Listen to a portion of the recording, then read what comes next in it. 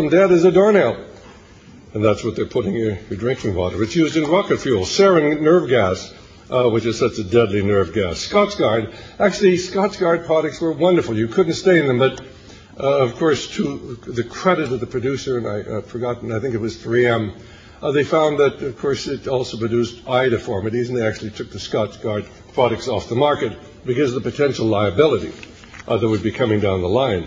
But, of course, they never stressed that because the active ingredient in that was fluoride. It's certainly in psychotropic drugs, Prozac, Luvox, Zoloft. All of these, of course, have fluoride, which is the active ingredient that makes them work on your brain.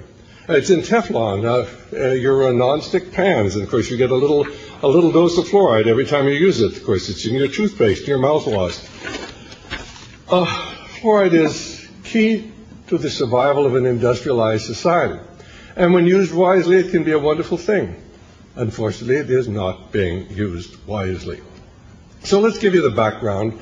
The fluoride, most of what we have, comes from something called cryolite. It was originally imported from Greenland, and back in 1855 in Europe, where it was found that fluoride emissions from the factories in Europe and the smelters were causing European workers to get ill, and the areas around the plants. The crops would die, the trees would die, the animals would become ill, and many of the workers, of course, on the farms would become ill. In 1925, Johns Hopkins scientists began working with fluoride, and they found that they fed it to rats, their teeth became brittle. How many people do you know who've had teeth that have broken off? Teeth never used to break, but so often today people's teeth will break in America. They're much more brittle than they ever were before. I wonder why that is. In 1930, there was a Danish public health official named Röhm, who of course was assigned by his government to study the effect of cryolite or fluoride poisoning on the workers. And he found they developed neurotoxic changes. In other words, it attacked their nervous system. They got pulmonary fibrosis, they got arthritis, they got infirmity, they got skeletal fibrosis, they got kidney disease. And then in 1930, in a place called the Meuse Valley, there where they had a large smelter, they had a very, very cold spell. Now, ordinarily, of course, when you have a smelter and the smoke comes out the chimney and it just goes up in the air and dissipates over the hills and is gone.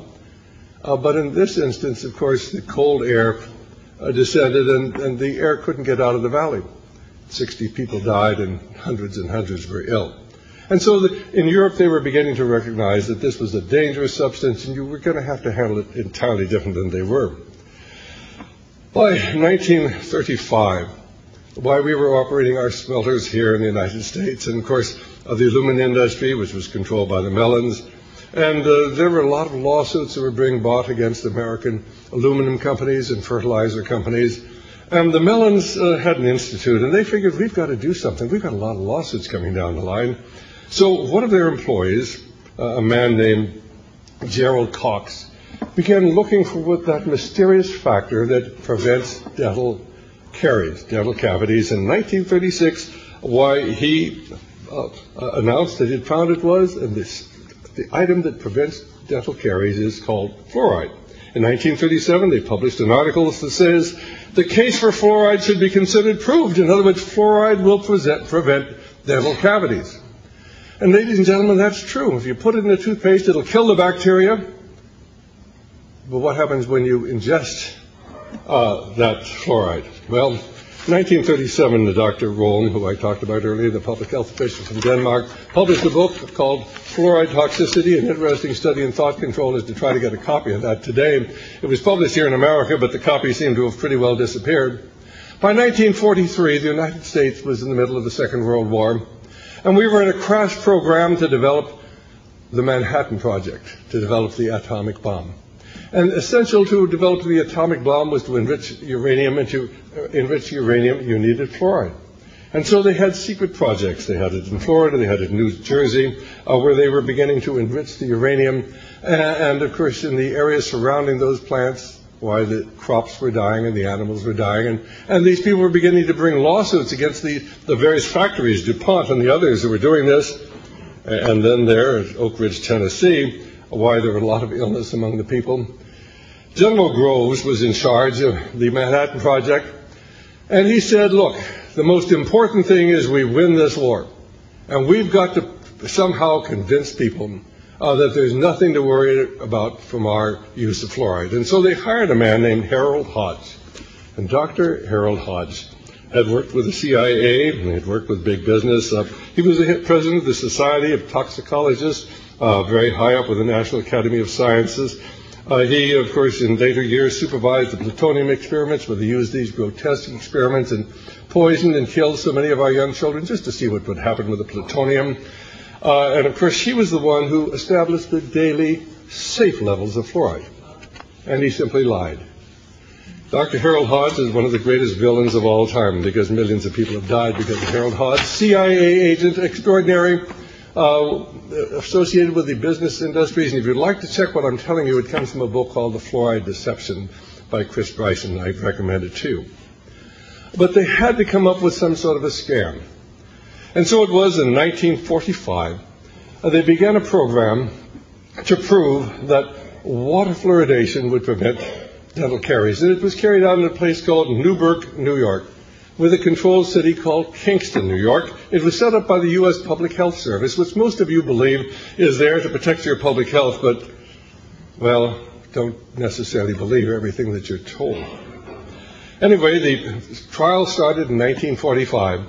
It was trialed for one purpose, to convince you that water fluoridation was great, because after all, if they're going to put it in your water, why, there couldn't possibly be any harm from fluoride.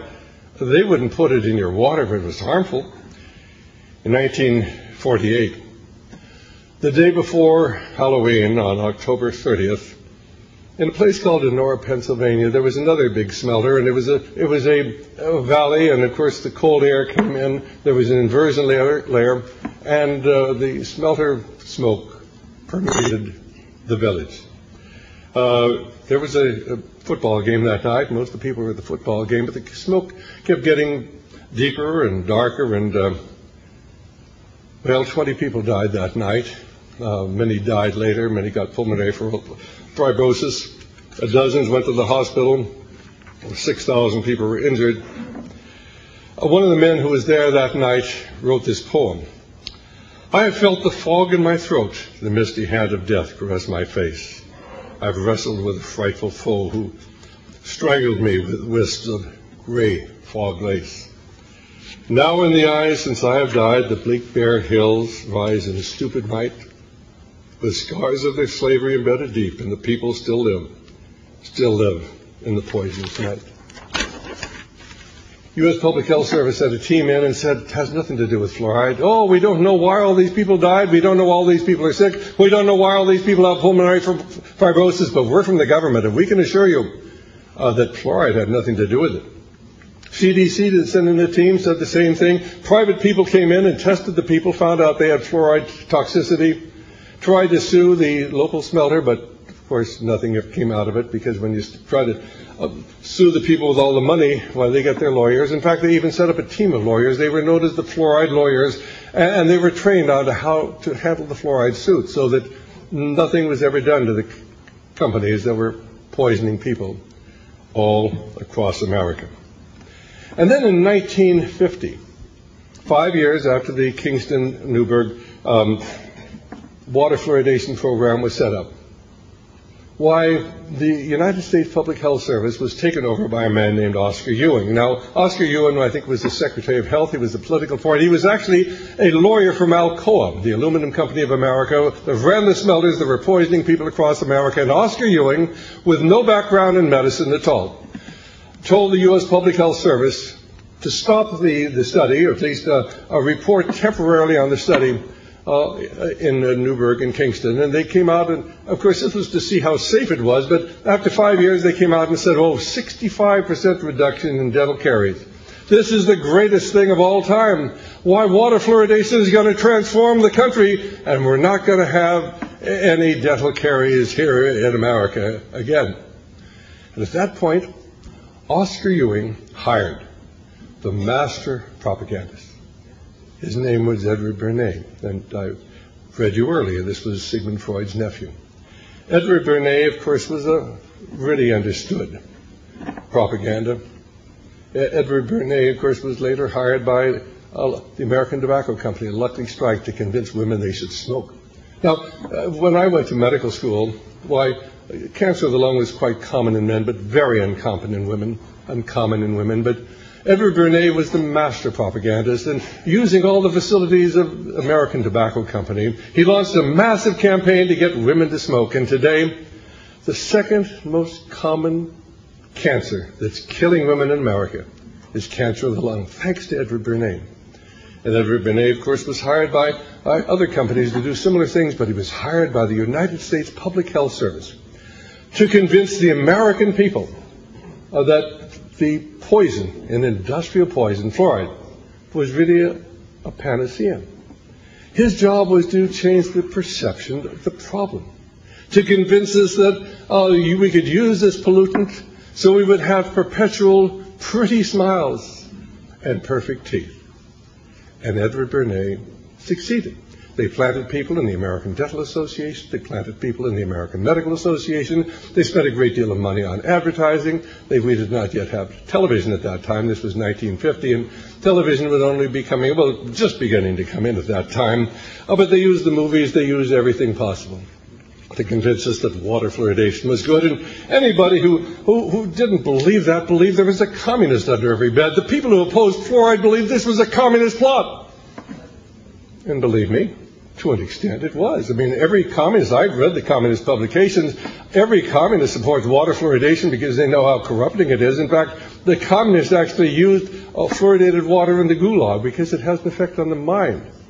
And we can get into these things and the documentation of that later. That's why, of course, the communists fluoridated the water in eastern Germany. And, of course, once the Berlin Wall came down, why they stopped water fluoridation. And people aren't very industrious over there, but their teeth are a lot better, less dental caries since they stopped water fluoridation. So the U.S. Public Health Service used massive amounts of money to push industry's plan to convince the American people that there was no problem. Then in 1955, they completed the 10-year study of the water fluoridation program in Newburgh, New York. And they came out with glowing reports of how much less dental caries there was there.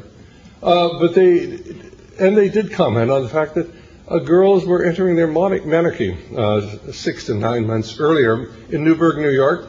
They did not mention that there was twice as much heart disease in Newburgh, New York than in Kingston, New York. So then in 1956, the Journal of the American Medical Association, remember the report is issued in 1955, second report. 1956, JAMA puts out an article, says you can have up to 40 milligrams of fluoride a day. It's perfectly safe. And the authority for that was a man named Dr. Harold Hodge, who'd been employed by the CIA and the Atomic Energy Commission. In about 1968, there was a doctor named Walbach. And he was a physician. He noticed that there were a lot of people who just couldn't take fluoride. They had an awful reaction to it. He formed an organization known as the Institute for Fluoride Research and began publishing a magazine called Fluoride, where all of the leading chemists could write their articles, because chemists know how deadly a poison this is. Chemists know what this does to the body. And so there are all sorts of peer-reviewed articles. But the problem is that PubMed, which is an excellent source of medical information, PubMed won't refer at all to Fluoride magazine. And the medical newsletter won't refer to the magazine. And efforts to get the truth out to doctors and dentists and professionals across the country have been very effectively blocked by a massive propaganda campaign. So that today the average person has no idea we are being slowly and intentionally poisoned. 1970, the Clean Air Act came out. We were going to control nitrous oxide and sulfur emissions and mercury emissions. Not one word about fluoride in the Clean Air Act. 1977, there were congressional hearings, and the congressman wanted to know if there was any relationship between water fluoridation and cancer. 12 years later, they started the study.